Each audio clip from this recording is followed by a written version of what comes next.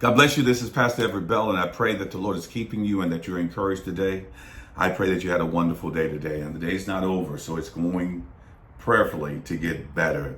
You know, David is an interesting study in the Bible, and sometimes in the book of Psalms, we see a big, wide range of feelings and emotions, and yet there's a tendency to come back to ourselves even in the midst of something. Have you ever got so upset and then you just shouted and said everything that you felt you needed to say to get it off your chest, and then all of a sudden you felt better again?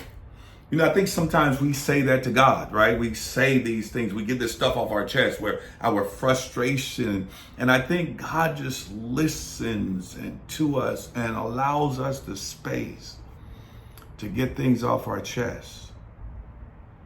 And then prayerfully, we're reminded of who God is in our own lives. There are times when we go through things and we don't know the answer, and it's very frustrating. Because since we don't know the answer, we're praying, but the answer doesn't seem to come. In Psalm 13, David had this kind of experience.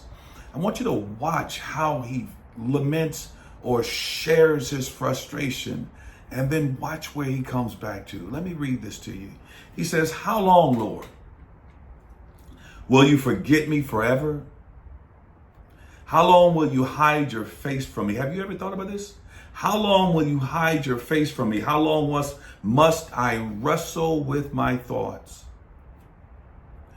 And day after day have sorrow in my heart. How long will my enemy triumph over me? Let me stop right there.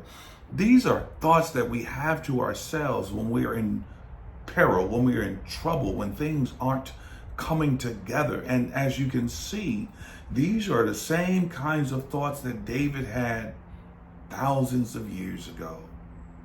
In other words, it's common to wonder if God is going to answer our prayer. It's actually common for us to be frustrated in waiting. It's common to vent a concern or a fear that God's not listening or God will not answer. But I want you to know that He always answers. Our challenge is to be still enough to hear Him. Look what David continues to say. He says, "Look on me and answer, Lord my God. Give light to my eyes, or I will sleep in death. And my enemy will say, I have overcome him, and my foes will rejoice when I fall." Now, after David says this, after David says, "How long?" After David says, "Come see about me." After David says, "If I fail, if I fall, if I die, everyone else will rejoice because I'm gone." And after he says this, after he raises the question, "Lord, how long will it take before you respond?" he is reminded of his relationship with God. And I want you to be reminded that even though you go through a tough season, even though there are times that it feels like God is not answering, remember you're still His child and He still loves you.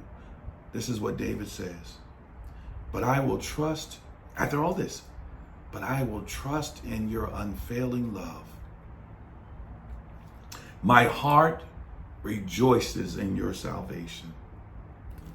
I will sing the Lord's praise, for He has been good to me."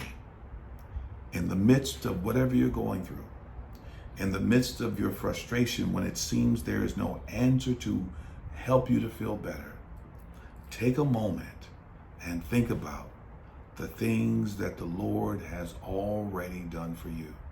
Take a moment and consciously think in your heart and your mind. Remind yourself of the things that God has done for you, how He's come to see about you, how He's healed your body, how He strengthened you when you didn't know which way to go. And in those moments, you'll hear a still small voice reminding you that He loves you, that He cares, and that it will be okay. Be encouraged today. Take a moment to like and subscribe, and you'll get other updates on a regular basis. God bless you. Have a wonderful day.